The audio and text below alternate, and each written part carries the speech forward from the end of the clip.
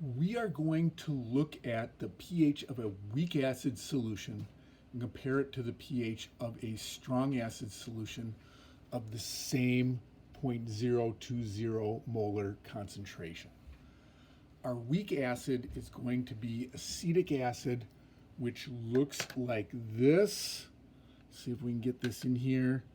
We got a CH3, we got another C, a couple O's, and then attached to my thumb there is the H. And essentially what we're going to do is try to pop this H off. Oh, it's a little bit resistant, so it might not pop off as readily as in a strong acid where it easily releases that H+.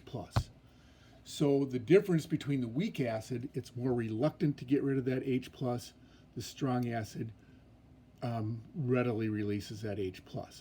So when this strong acid breaks up, the vast majority of it will break up into H+ and Cl-, but the weak acid won't break up as much into H+ and the C2H3O2-.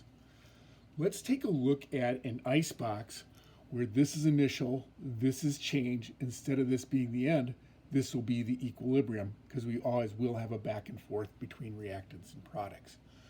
So we start with 0.020, we have 0 and 0.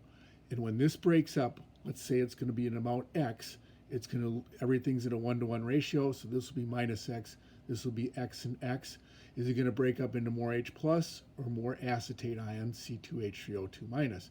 And because they're in a 1-to-1 ratio, it'll break up into equal amounts of each.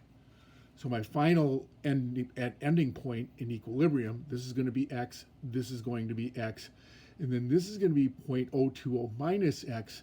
But to make our calculation a lot simpler, we're going to assume this X is very small, and it's going to be about 0.020 molar. This approximation is actually quite accurate, as we'll see, for most weak acid problems, and it saves us a lot of math work. We can still do it, but it just helps us avoid using the quadratic formula, although I'm sure you're probably anxious to use that and would like to do that. Okay, so we're going to look back at our equation and this breaking up into H+ and C2H3O2-. And notice that I'm going to write an equilibrium constant expression. All of them are aqueous, so it's products over reactants, concentration of products over the concentration of reactants. I'm going to isolate some things. My Ka value was given 1.8 times 10 to the negative fifth. H+ is X.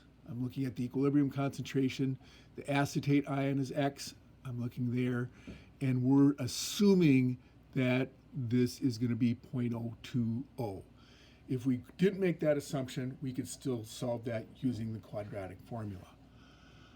All right, I'm going to plug in some things. I know this Ka, I'm going to sub in my X's. So Ka equals X times X over the concentration of this down here of the weak acid, or I could say X squared equals Ka times the concentration of the weak acid. I'm just sliding the algebra and moving that up here.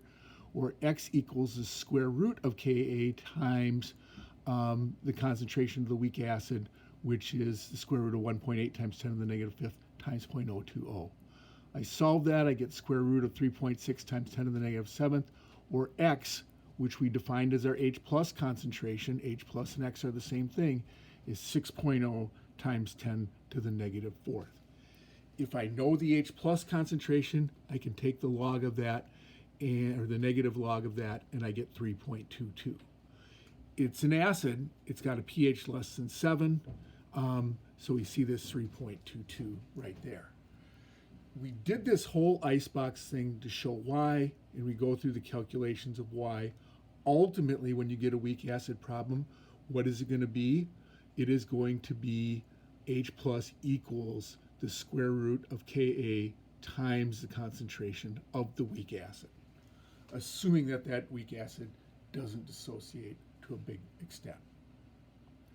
Okay, I'm going to just do a comparison I'm going to just do this right here and check our assumption of saying 0.020. So I'm going to put this up here. We said it was 0.020, but what is 6.0 times 10 to the negative fourth that we got here?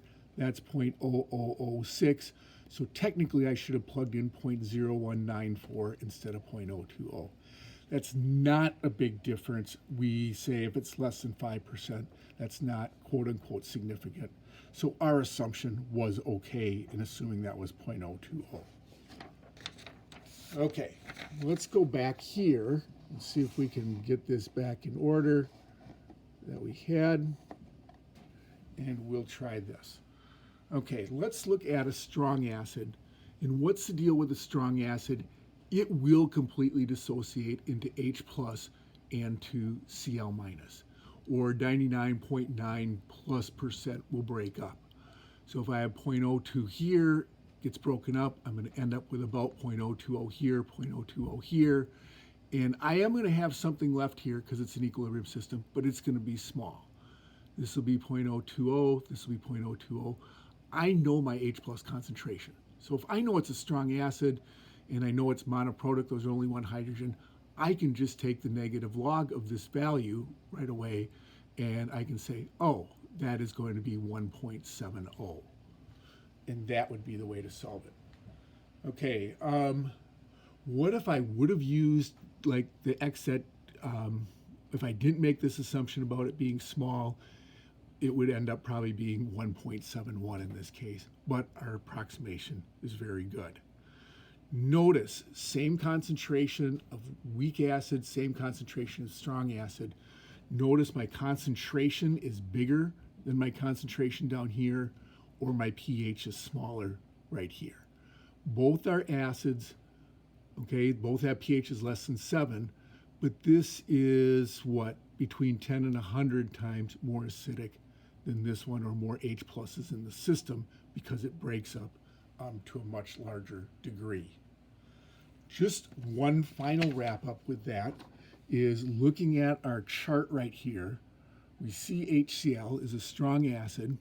All these strong acids are breaking up 99+%.